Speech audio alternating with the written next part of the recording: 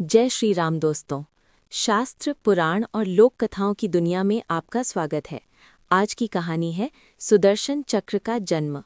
प्राचीन काल में देवताओं के मुख्य वास्तुकार और शिल्पकार भगवान विश्वकर्मा थे, जो अपने अद्भुत निर्माण के लिए तीनों लोकों में प्रसिद्ध थे।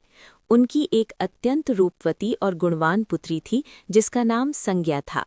समय आने पर विश्वकर्मा ने अपनी पुत्री का विवाह ब्रह्मांड के प्रकाशपुंज भगवान सूर्य यानी विवस्वान के साथ कर दिया। ये विवाह देवलोक में चर्चा का विषय था, लेकिन विवाह के कुछ समय बाद ही संज्ञा के जीवन में एक विचित्र संकट आ गया। सूर्य देव का तेज और ताप इतना प्रचंड था कि संज्ञा उनके समीप भी खड़ी नहीं हो सकती थीं। जब भी सूर्यदेव उनके कक्ष में आते, उनका शरीर उस दिव्य अग्नि से झुलसने लगता। पतिव्रता होने के बावजूद संज्ञा अपने पति के वास्तविक स्वरूप को देखने में असमर्थ थीं।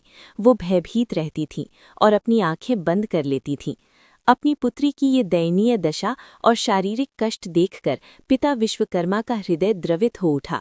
उन्हें समझ आ गया कि सूर्य की ये अपार ऊर्जा दाम्पत्य जीवन के लिए बाधा बन रही है। विश्वकर्मा जी ने सूर्यदेव से एकांत में भेंट की और उन्हें संज्ञा की पीड़ा बताई। उन्होंने कहा, हे भास्कर, आपका तेज संपूर्ण जगत को जीवन देता है, किंतु आपकी पत्नी के लिए ये मृत्यु तुल्य हो रहा है। यदि आप गृहस्थ जीवन का सुख और संज्ञा का प्रेम चाहते हैं, तो आपको अपने इस असहनीय ताप को कम करना होगा। सूर्यदेव अपनी पत्नी संज्ञा से अथाह प्रेम करते थे। उन्होंने तुरंत विश्वकर्मा का सुझाव स्वीकार कर लिया। उन्होंने कहा, हे देवशिल्पी, मैं संज्ञा के सुख के लिए अपने तेज का त्याग करने को भी तैयार हूँ। आप जो उचित समझे वो करें। अनुमति मिलते ही विश्वकर्मा ने अपनी कार्यशाला में एक विशेष शाण यंत्र तैयार किया। ये कोई साधारण मशीन नहीं थी, ये नक्षत्रों और दिव्य ऊर्जा को संभालने में सक्षम थी। वो दृश्य अभूतपूर्व था। विश्वकर्मा ने सूर्यदेव को उस शाण यंत्र पर चढ़ाया, जैसे एक शिल्पकार किसी खुरदरे हीरे को तराशकर उसे सुंदर और सुडौल बनाता है, वैसे ही विश्वकर्मा ने सूर्य के शरीर को तराशना शुरू किया। जैसे जैसे विश्वकर्मा सूर्य के प्रचंड हिस्से को छीलते गए, वहां से ज्वालामुखी के लावे जैसी दिव्य धूल और अग्निपुंज नीचे गिरने लगे। विश्वकर्मा ने सूर्य की आभा का 8वां भाग काटकर अलग कर दिया। इससे सूर्य का ताप तो कम हो गया, जिससे संज्ञा अब उनके साथ सुखपूर्वक रह सकती थी, परंतु जो तेज नीचे गिरा वो व्यर्थ नहीं था, वो साक्षात शक्ति का भंडार था। विश्वकर्मा ने सूर्य के शरीर से गिरे उसी ज्वलंत तेज को एकत्रित किया और अपनी शिल्पकला से उसे 3 अत्यंत विनाशकारी और पवित्र वस्तुओं में ढाल दिया। सुदर्शन चक्र भगवान विष्णु के लिए सूर्य के सबसे उग्र और केंद्रीय तेज से विश्वकर्मा ने एक चक्र का निर्माण किया।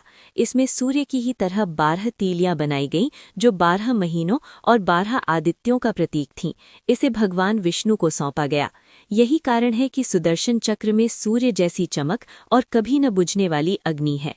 त्रिशूल भगवान शिव के लिए उसी तेज के दूसरे भाग से उन्होंने महादेव के लिए त्रिशूल का निर्माण किया।